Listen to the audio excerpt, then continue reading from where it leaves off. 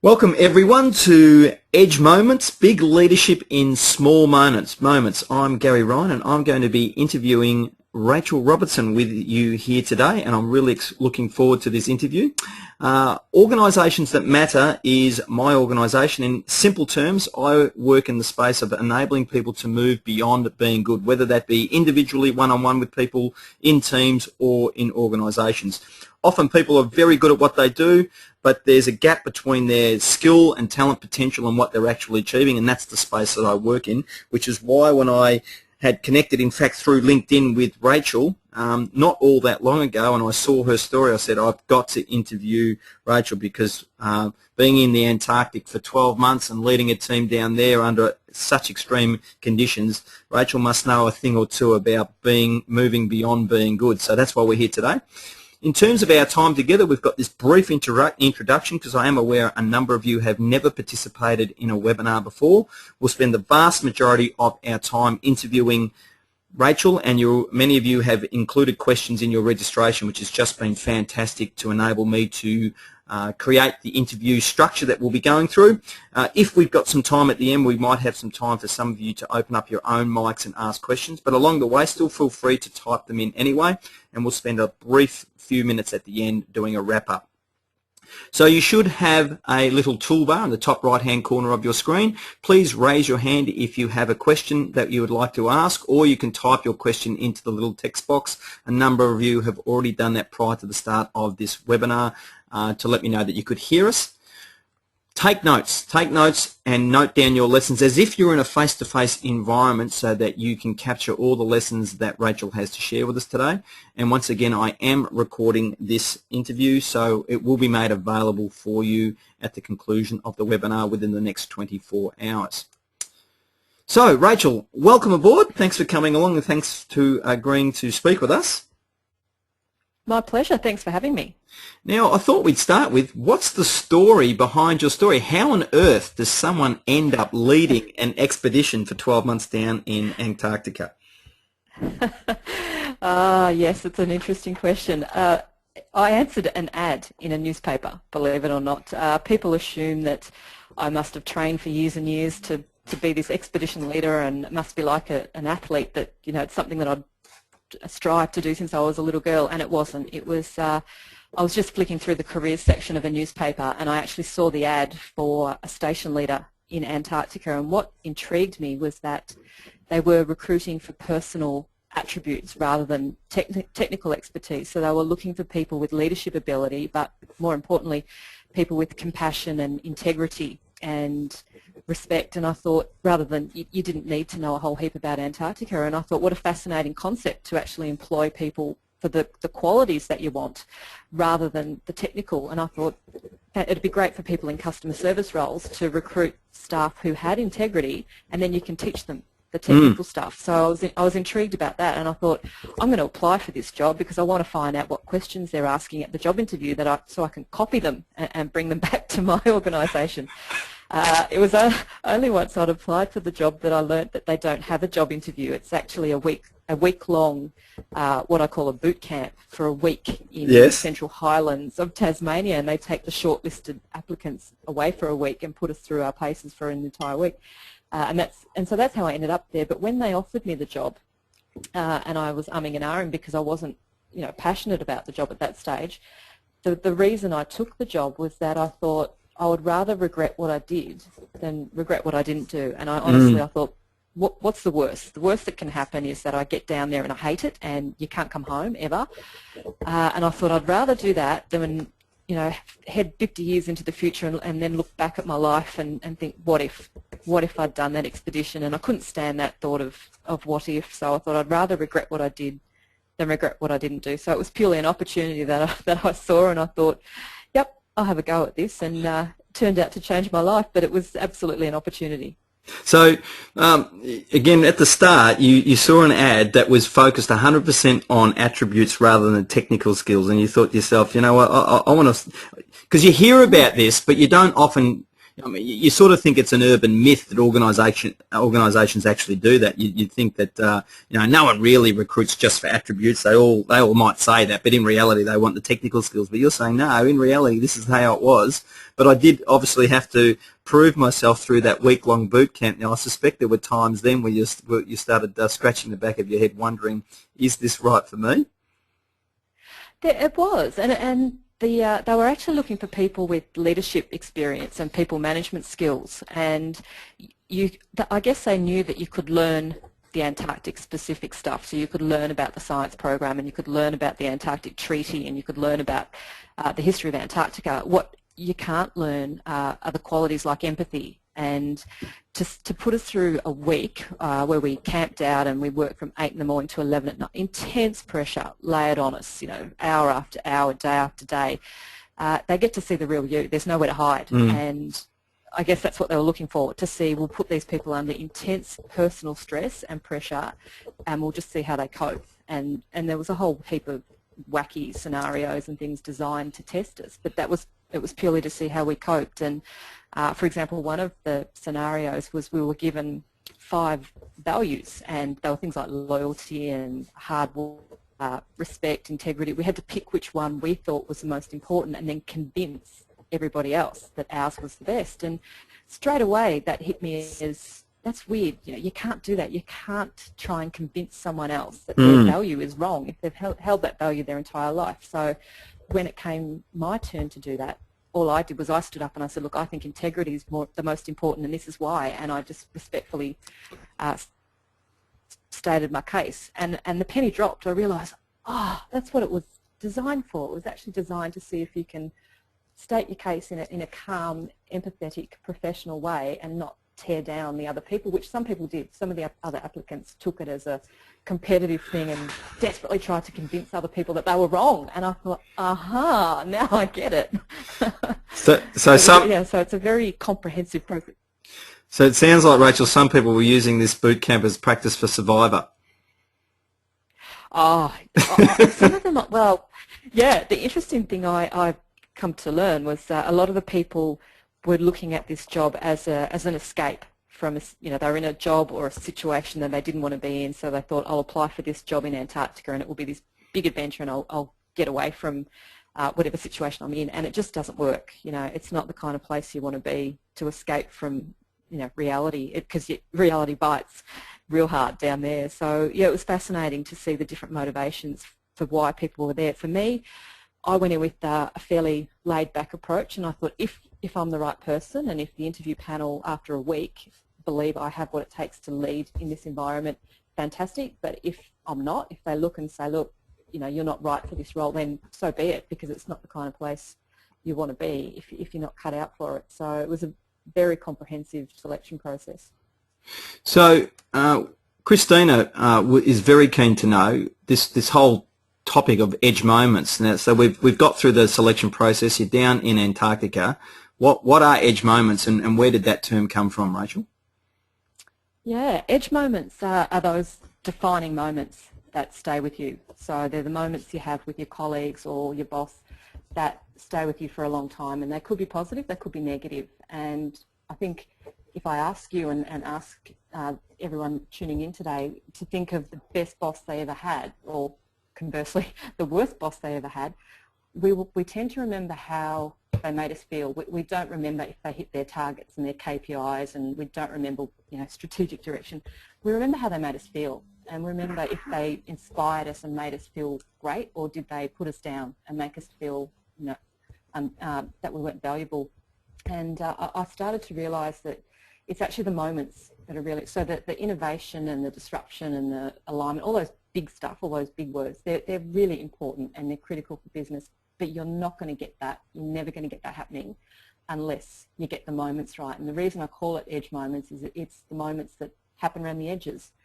So you can get the big stuff right, but unless you're managing what happens around the edges, you won't be able to innovate. And how I came up with it was my performance review was actually undertaken by a psychologist who interviewed my entire team privately and then gave me feedback. So you can imagine how frank and honest the feedback was, because it was to a third party.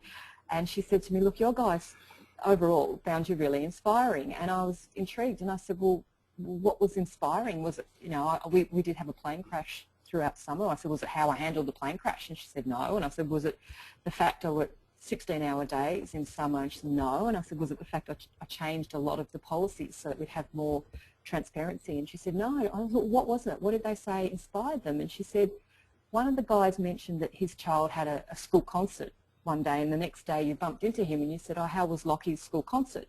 And someone else said that, or one of the girls, Sharon, mentioned that you knew the names of all 120 people who were on your station over summer, and you knew where they were from.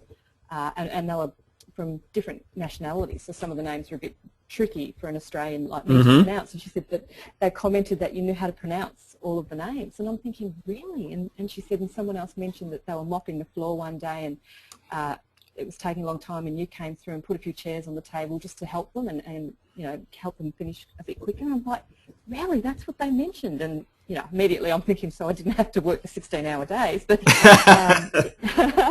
it just struck me that that's what they remember about me, was the moments that we had. And that's where it came to me that I realised that, well, and when I think about my past bosses, that's what I remember. I remember, you know, I don't remember what they said or did. I remember how they made me feel. And it's a really important thing for technical leaders in particular, so your engineers and your finance, who may not have the confidence, who may think, oh, I'm not about charisma or being an extrovert. You know, inspiring people is about these moments. It's about the moments and that you connect with people and getting them on board, and then they'll do anything. You know, then you'll get the innovation, and then you'll get alignment, and you'll get the strategic thinking, but you won't get that unless you have these moments. And that's, yeah, that's how I realised. And so, CC was also interested, Rachael, in how did you feel using the concept of edge moments yourself? I mean, were there times when you weren't supported in your leadership role? Because I'd imagine that the folk that you were reporting to were clearly back in Australia. So were there moments when you were feeling lonely and isolated? Because that happens to leaders, and how did you manage in those circumstances? Yeah, it's a great question, and I often get asked how I looked after myself in such an isolated environment, and I have to say, look, that's just geography. I've actually been more lonely as a leader working in a capital city, because leadership can be lonely, and particularly when you're leading change and the troops don't want the change and you still have to lead it. That can be quite isolating. And for me, with my head office, yeah, was 4,000 kilometres away, and when I didn't feel like they were supporting me, I had to just come back to why I was doing what I was doing. And to give you an example, I established a leadership team with all my senior people on station, so my chef and my chief engineer and my doctor, and it wasn't very well received back in head office, and they sort of said to me, look, what are you doing, Rachel? You're not running a democracy down there. And I had to say, look, I make every decision down there, absolutely, but I need input from the experts, and if you know, it'd be crazy not to use the knowledge and the experience of the people around me to inform my decision making. And even though it wasn't well received, I stuck by it. I thought, no, I know this is what works for me. This is the best way I can lead, is by having a team of experts and calling in on their expertise. And I just kept thinking back to the why I'm doing this, why am I doing this? And I was very strong. I knew why I was doing it. And so eventually it got picked up, and I was wrapped 6 months later when they asked me to write an operations manual about how I'd manage the station over summer, because they were going to use it as a blueprint for the next summer. So in the end it was right. But you know, the things that got me through, I guess, were peer support is very important. I was really good mates with the station leader at Mawson Station, which was a fair way away from us, but I could pick up the phone and talk to the leader there. And yes, just being able to talk and you know, debrief with someone who knows what you're going through, who knows the culture, who knows the job, it's just gold. The other thing that kept me really sane was I kept a journal, and I was the second woman leader at Davis Station, and yes, I spoke to the first one, who was Diana Patterson, and she suggested keeping a journal, and I sort of thought, oh yeah, who's got time for a journal? But yeah. I ended up keeping this journal because I had no one to talk to and no one to confide in, so I started keeping this journal, and it had two things. One, it was actually very cathartic. It got the emotion out each day, so I could sleep better.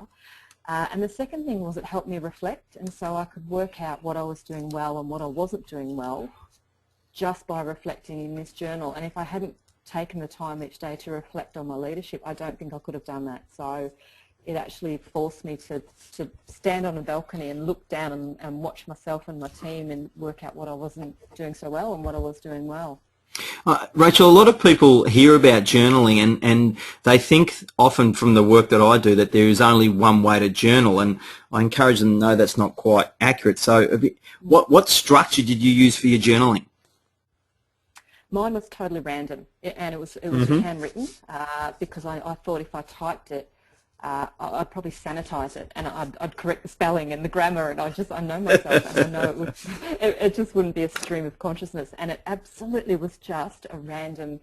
It wasn't today I took the quad bikes out and went for a ride to photograph penguins. It was, this person's driving me crazy and I just don't know what to do. And I've actually included quite a few of the journal extracts in my upcoming book, and it's fascinating to watch the journey, to watch the journal entry where I'm talking about, I don't know what to do here, but I'm gonna do this, and then a few paragraphs later working out what happened. And so for me it was very much just about working, and I'm just trying to understand what was going on. So if I made a decision and there was a reaction in the community, what was going on there? What's happening there? And the only way I could do that was to reflect, to absolutely take time out every day and reflect on my own leadership. So there's two things there. There's the habit that you formed, and leadership requires habits.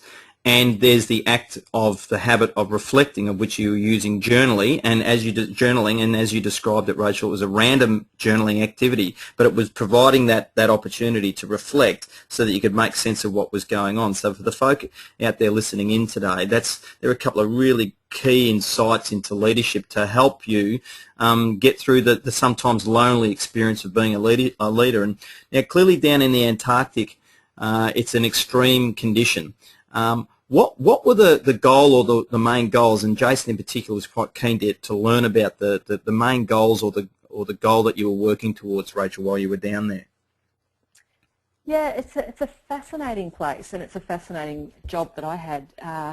The main goal is climate change science. So we're doing research into climate change, and that's all sorts of science. So biology, geology, geomorphology, seismology, glaciology, all the ologies. All the ologies. All the ologies. And that blew me away, the fact that people had dedicated their entire career to the study of ice. When I met the glaciologists, and it blew me away. But as I got to understand their science a bit better, and I could appreciate what they were trying to do. So in summer, there's 120 of us on station, and the vast majority are international scientists from all over the globe who fly into the Australian stations and do research on climate change and global warming. And then at the end of summer, they all go home and leave 18 of us behind.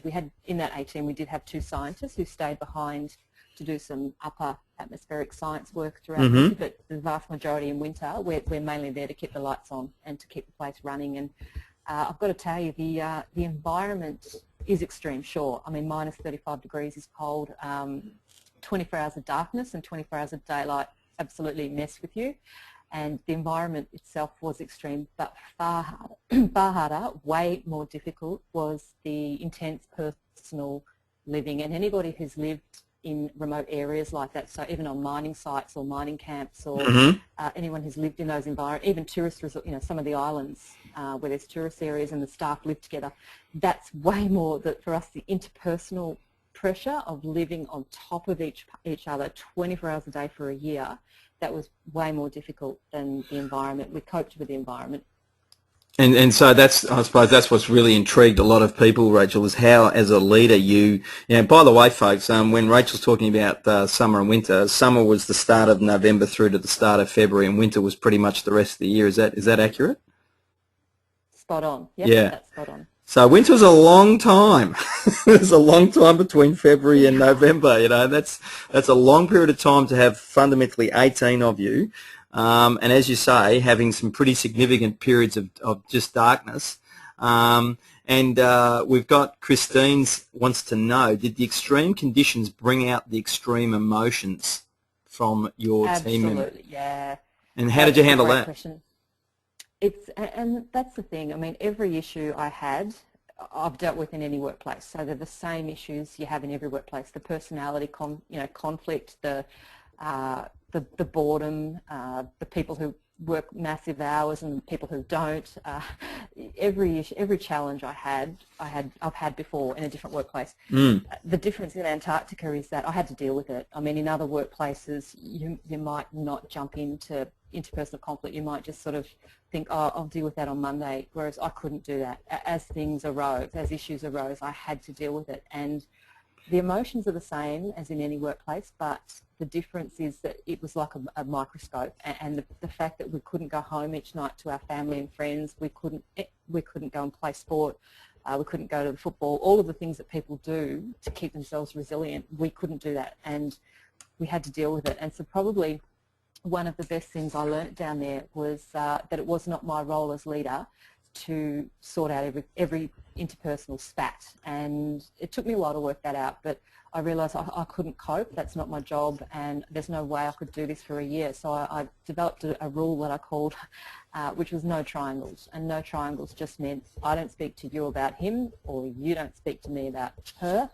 And it was about having the common decency and respect that if someone has upset you, you go straight to that person. You don't take it to a third party, because we don't upset people deliberately. We don't. And when we find out we've upset someone, it feels awful enough. But if you find out that person's gone to a third party instead of coming directly to you, that's just horrible. And so for us to have a respectful team, which was my number one rule, I was pretty blunt that I said I don't expect 18 strangers from all around the globe, all different backgrounds, to love each other, because it's not going to happen. But you will respect each other, and part of the respect was no triangles. And so as a leader, and it's a great tip for leaders, that you can do this, and if people come to you with these sorts of conflicts, the first question is, do you want me to intervene? Is that why you're telling me?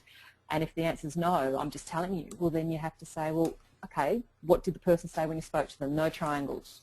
And it took a while, I've got to say. It took about 4 or 5 months to get that culture. But once it was part of our culture, it was absolutely part of our culture, and it was just accepted that you wouldn't speak to a third party. You would go straight to that person.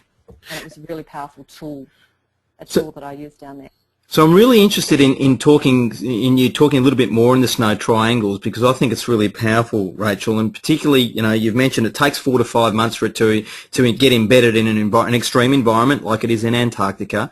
But clearly, out of the people in the team, they would have had a wide range of personality, skills, and preferences, and all of those things. So some folk would be more inclined, because of their personality and just the skill sets they've got from a communication point of view, to have a no triangles type conversation, and others would have been a bit more distant from being able to do such a thing based on their starting point because of their personality preferences and so forth. So can you talk us through how you manage that with the differences with people with no triangles? And you are absolutely spot on. It was all of it, and it is a skill. It's a skill that you develop in how to have that conversation. And for people who were more comfortable or had worked in, say, an intense corporate environment where you need to have these conversations, it was a lot, not easier, but they were a lot more comfortable with it than, say, a self-employed person who'd worked on their own and didn't have a team around them. And so for those guys in particular, I had to coach them, and that's the big caveat around no triangles, that it will only work if your leaders are prepared to put up their hand and coach people how to have the conversation. And I just had to give them very practical tips around it, and saying things like, don't get them first thing in the morning, pick the right time, get them at the right time of day, and have empathy. Try to predict where you think the conversation might go. Take out emotion, so deal with facts. And it's interesting when I work with emerging leaders now and I talk about managing performance, and I say to them, you would never start a performance conversation by saying something like, you're always late, or you're never on time, because always and never are pretty big words. And yes. You have to use data. You use data. You say, look, for the last 4 days you've arrived at 9:30, you're meant to be here at 9, because people can't debate data, whereas emotion they can. So it was about coaching them on how to take the emotion out, and here's the facts, these are the facts. And yeah, it took quite a while, but it was worth it. It was worth me investing that time, absolutely. Yeah, I coach people, Rachel, on how to have fact-based conversations for the exact same reason. People have an amazing capacity to generalise, and once you say something is always or never, then it's very difficult to see it otherwise. And yet things are actually rarely always or never. It might only be one. Yeah.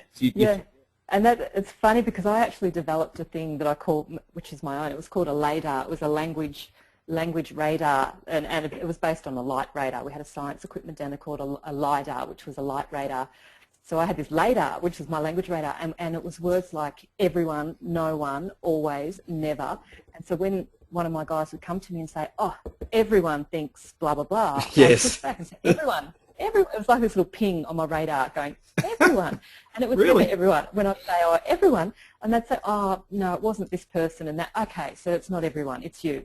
It's you. So you take responsibility for what you're telling me. It's not everyone. And it's a really good thing to keep in the back of your mind, to have this little language radar, this LADAR that just picks up those words because they're telling you a whole lot more than just the word. And you're spot on. It's an absolute radar word. So, Rachel, had you had some learning over time or some coaching yourself over time that you developed this understanding of leadership prior to going to Antarctica, or is this stuff that you literally worked out while you were down there learning how to do this job on the run, so to speak? It was a bit of both. I'd held leadership roles for 16 years prior to this job, and I'd worked in remote areas, which really helped. That I know what it's like to be located in a different environment to your head office team, and so I know how important that relationship is when you're managing remote teams. And I'd also worked in blokey environments, so managing teams of all men, up to 80 men. So I know it's a very different context when it's a male-dominated industry and you're a woman. So I'd had experience there.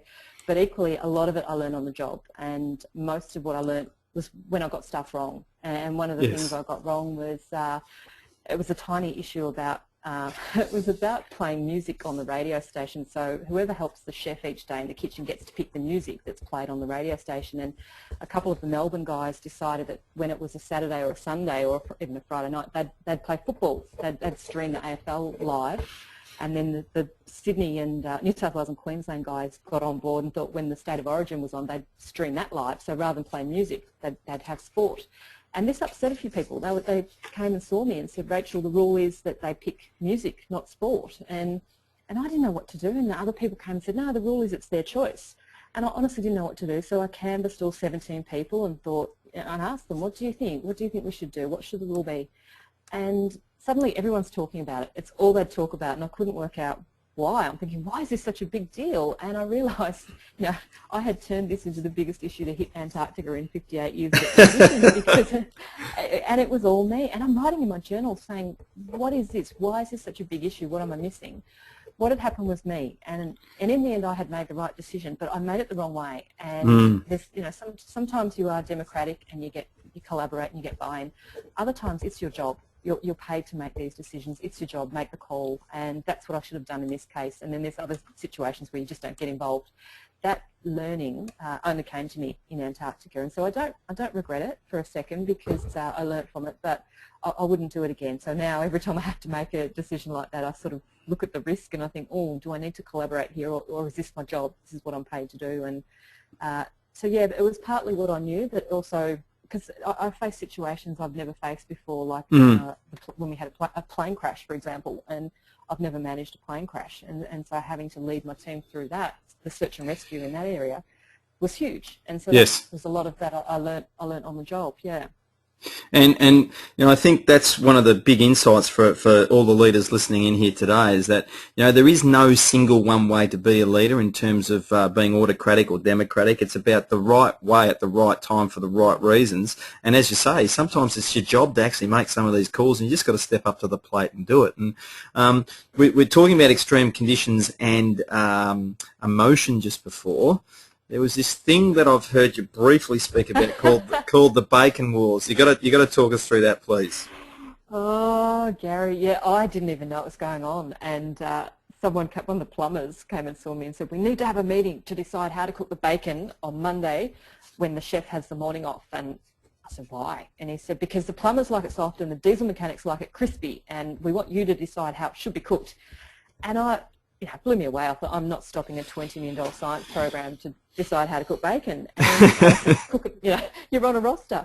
Cook it the way you like it. But what it taught me, once I asked a few questions, it was actually a manifestation of an issue between those two teams. It was another issue around how they were using the vehicles, but it was all about respect, and I realised that these small things are about respect, and every workplace has a bacon war. I was reading some research from LinkedIn the other day saying that one of the biggest bacon wars, and it's different in different countries, but here in Australia one of the biggest bacon wars is dirty coffee mugs. Yes. And it drives people nuts. And I had someone say to me last week, oh look, you know, well, by the time someone puts up a sign saying your mother doesn't work here, put your dishes in the dishwasher, they could have just put the dish in the dishwasher. And I said, it's not about the dishes, it's not about the coffee mug, it's about respect, because what it implies is that my time's more important than your time.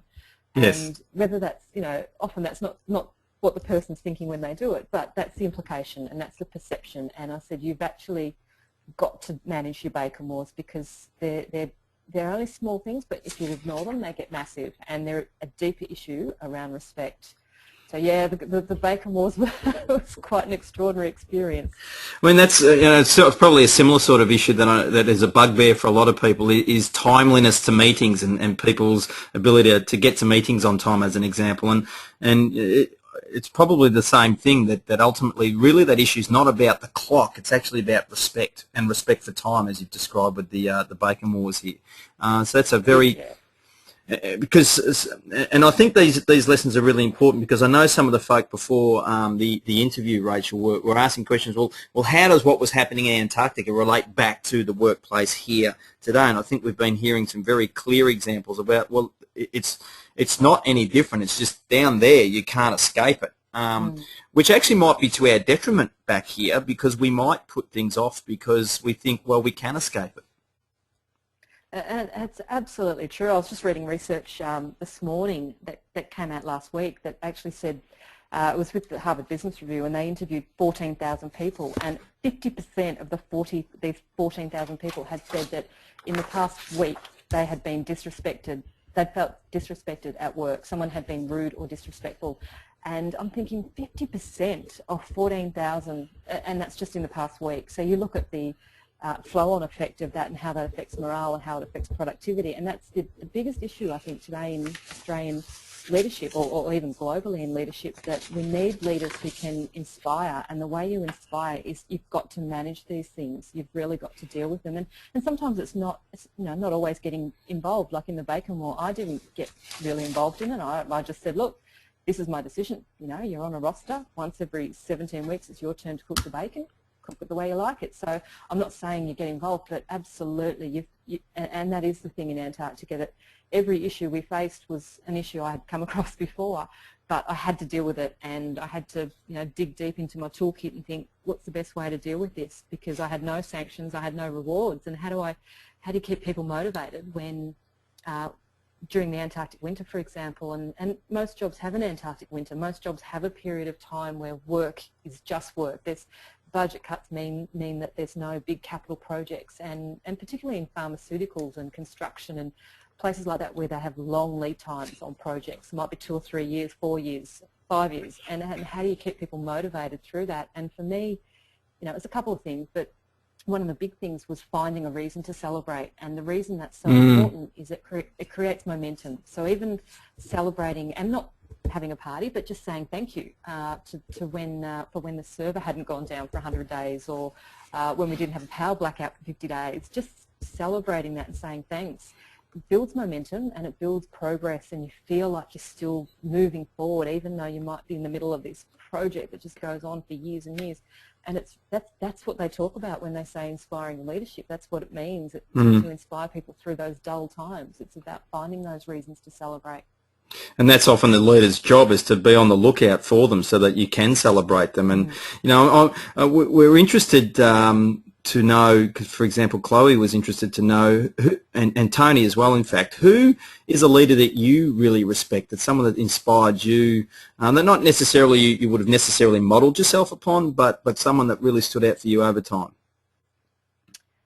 Yeah, it changes, and sort of depends what's on my radar at the time, but I guess someone who I've worked with recently and will be known to people in particularly Australia and New Zealand is John Gillam, who is the CEO of Bunnings and Officeworks. And so you can imagine office work. I think Bunnings employs 3,000 people. Officeworks would have similar numbers, and so he's got a very busy job, big job. And I did a few events with Bunnings in Australia and New Zealand, and one of the things I remember was I was almost late for my flight in New Zealand, and I said to John, I've got to go. The plane's boarding in 2.5 hours, and I've got to be there 2 hours before.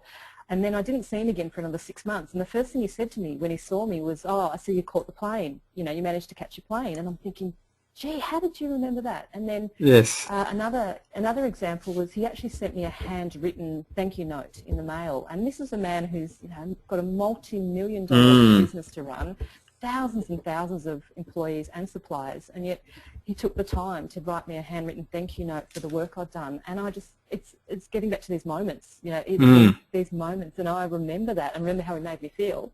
And I've seen him, I've spoken to his staff, and he's the same with his staff, and I just think that's what it's about. It's about taking the time to, you know, write the thank you note, taking the time even to, if you look around, and it's not a title, that's the other important message too, that leadership isn't a title. It's a way of behaving and seeing something that needs to be done. And even if you're having a morning tea and you notice that someone's not at their desk, they're in a meeting, it's about just grabbing a slice of cake and putting it in the fridge for them, so when they get back they haven't missed out on the morning tea and having some cake, and they'll remember that moment, even though that's why I say it's big leadership in a small moment. It's only a small moment, but if you want to feel valued at work and have people, you know, treat you with kindness and respect, it's simple things like that, and that's what makes a huge difference. And clearly, your story about John Gillam there is connected to the feedback that you got, even though the feedback you got was before you would have been working and experiencing John in terms of timelines. But, you know, bothering to learn 120 people's names, bothering to know about someone's child's birthday. You know, these are the little 1%ers, the edge moments, as you call them, Rachel, that really matter to people. And all, you know, everyone listening know this, and really that's a challenge for everyone sitting in on this interview, is how do you go knowing what's going on with the people around you? And it's not about prying, is it? It's about just knowing and taking action when appropriate to let them know, hey, I'm aware, I care, even if it is a slice of cake. As you've just described, after you've had a bit of a celebration, but someone couldn't make it because of a meeting or something along those lines. It's really powerful to be able to use those edge moments. And that's why I'm now an ambassador for Are You OK Day, because I know how I saw it. You know, I saw it with my own eyes. That and I never used to ask those questions because I thought, oh, I don't have the answer. You know, and if I knew someone wasn't okay, I think, oh, well, I don't want to make it worse. I don't really know what to say.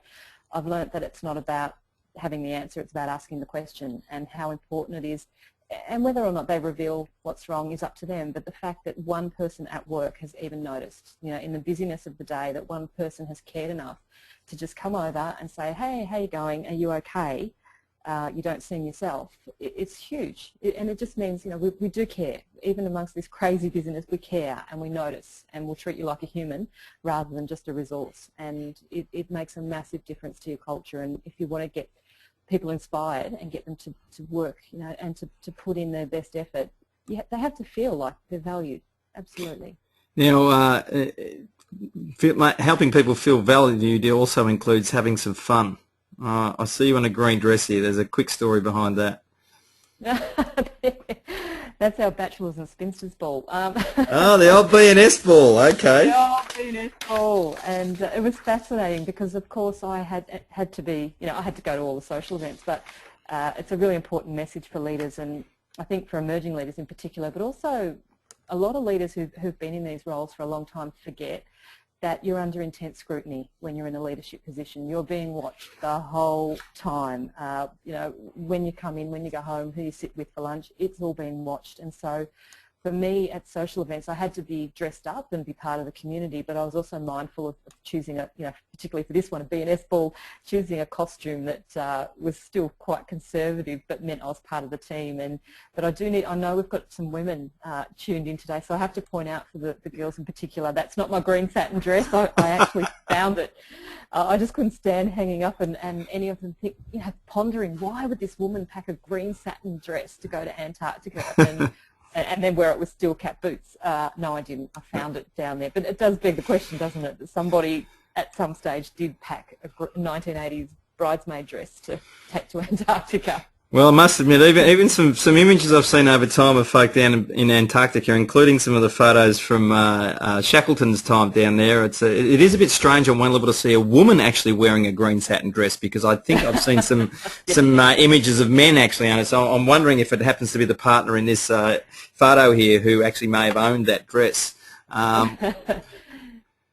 Yeah, it's fascinating, and and particularly for women in these leadership roles, and it's about you just have to, your boundaries have to be so clear, and I guess that's one of the big lessons for me that I learnt was all this time. One of the best things I did down there was to have strong personal boundaries, and particularly around my time, so that Yes. and we all know what it's like when people are hanging around saying, "Oh, have you got 5 minutes?" and it's never 5 minutes. And Yes. they'd come and, my guys would knock on my door at night, or they'd interrupt my breakfast, and it got to the point after 6 weeks where I thought, I can't do this. It's not sustainable. I need to look after myself.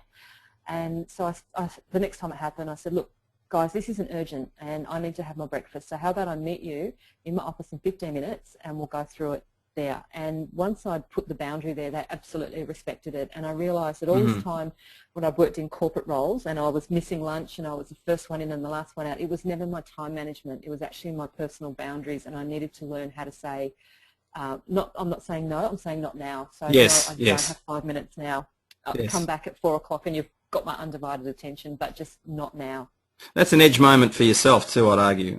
Christine actually says Yeah. that your green satin dress is from the Antarctica dress-up box.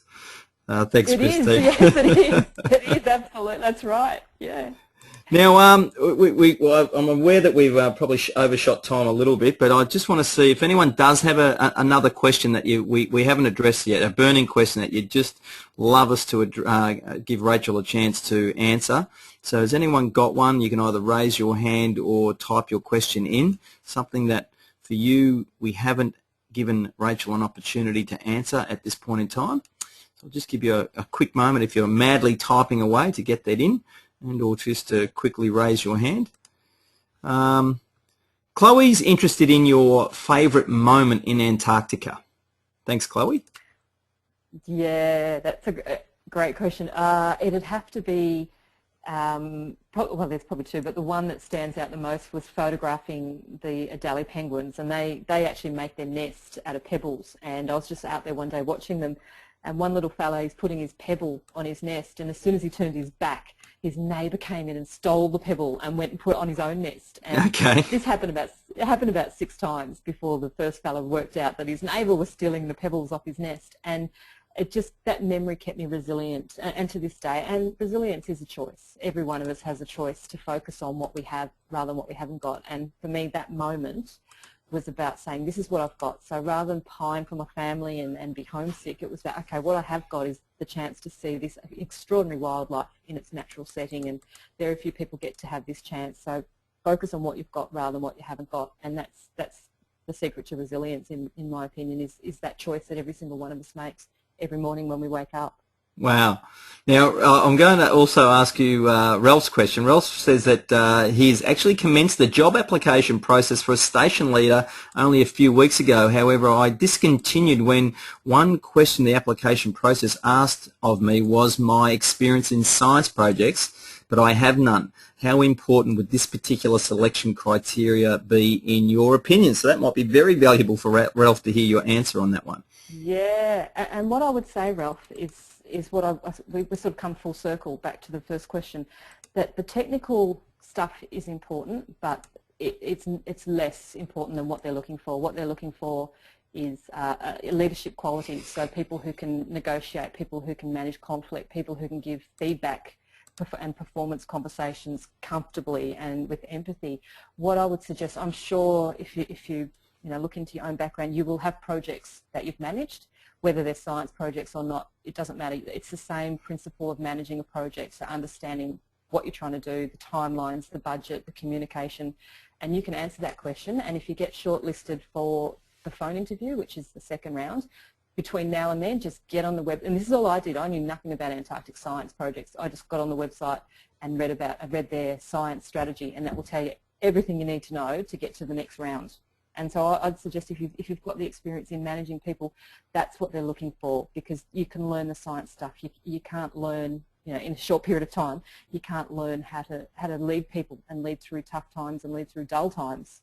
And that's what they're recruiting for. There's a certain fit for the job rather than a skill, rather than a particular technical skill. So I'd get back in there, Ralph, and throw that application in before Friday. I think the application's closed Friday.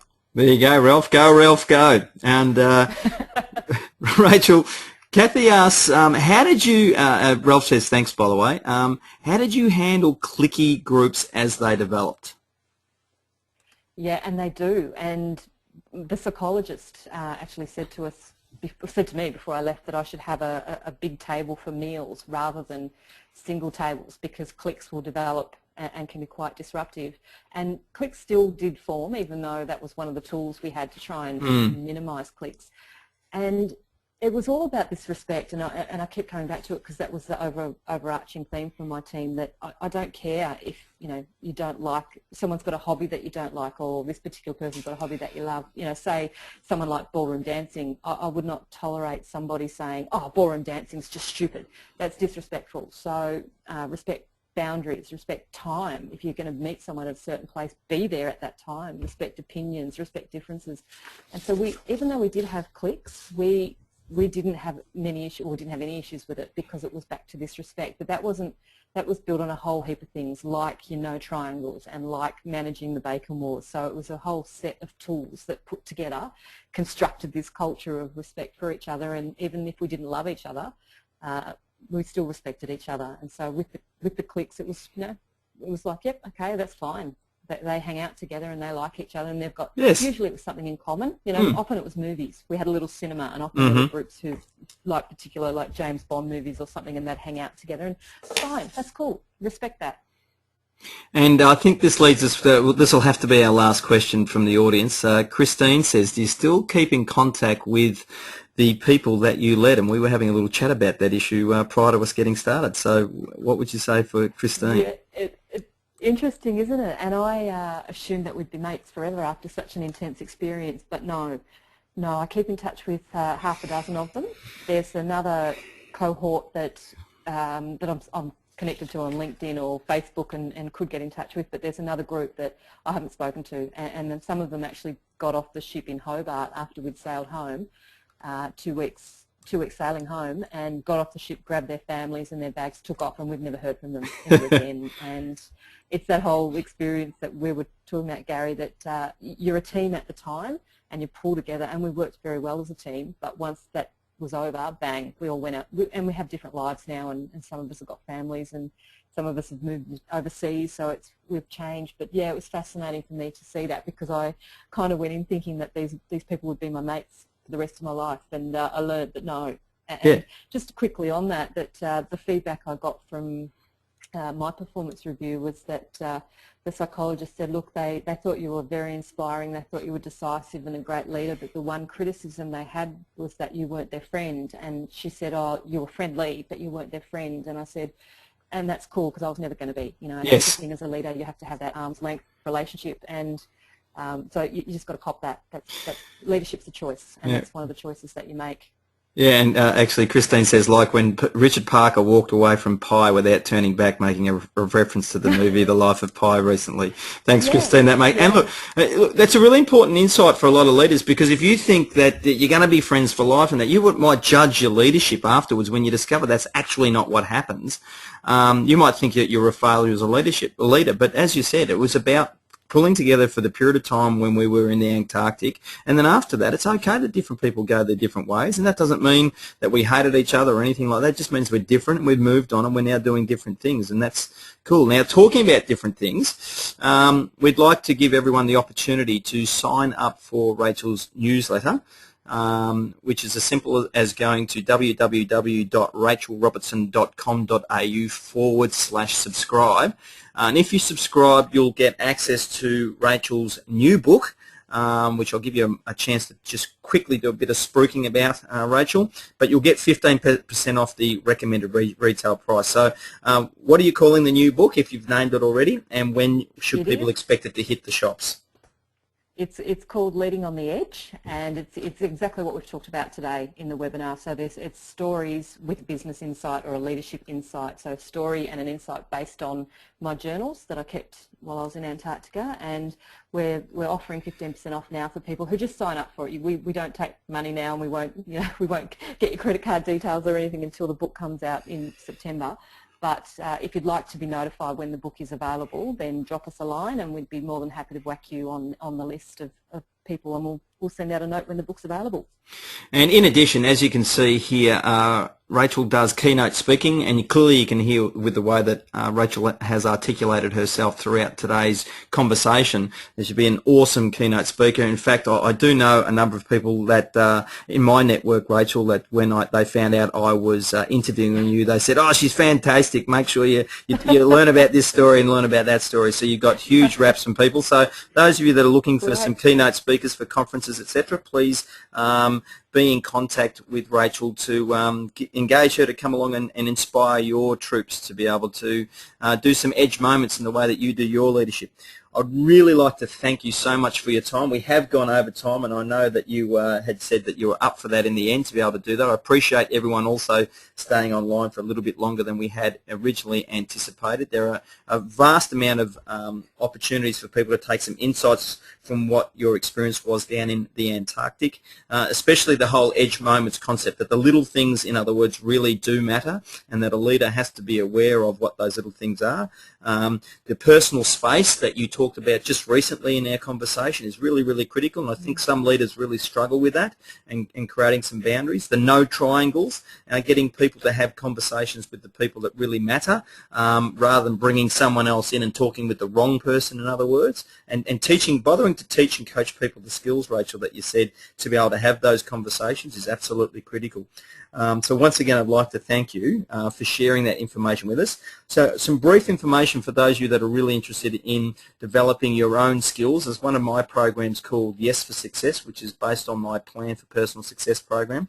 It's a platform that's an online platform, and I do this in face-to-face programs as well, where people can actually create a personal plan for life balance and personal success.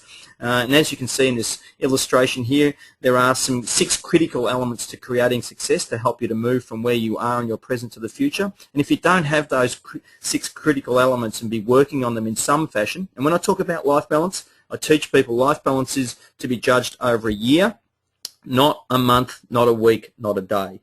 And so the program helps you to come up with a plan to be able to put that into practice, and so that you in fact create the success that you desire. And if folk want to find out more about that, it's as simple as going to planforpersonalsuccess.com, and you can watch the brief video and see the information on that site about how you can access that program.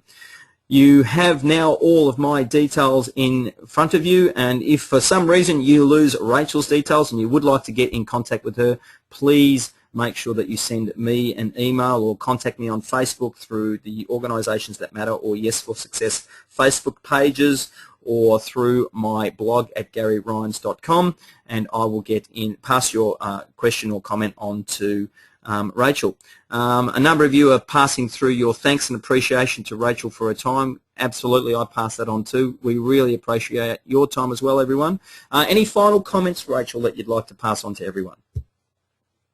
Oh, no, thanks for taking the time, for everyone who's given up the 50 or so minutes to sit in and listen, and hopefully Gary and I have given you some practical tools. We didn't we talked about this before, and we didn't want to give you theories or strategies. We wanted to give you some practical tools that leaders can take away, or if you're in HR and learning and development, you can take back to your leaders and coach them. So hopefully you've got a couple of practical tools that you can take away today and get some inspiring leaders in your organisations.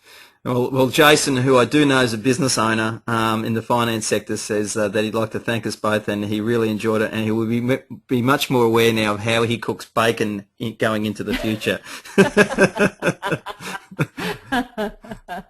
Thanks, Jason. All right, thanks everyone. Really appreciated your time, and this has been really valuable, says Kathy. Thanks, Kathy, and others are making very similar comments too. So thanks, Pato. Really appreciate you being on board too. And we will speak with everyone soon. So once again, keep learning and be the best that you can be.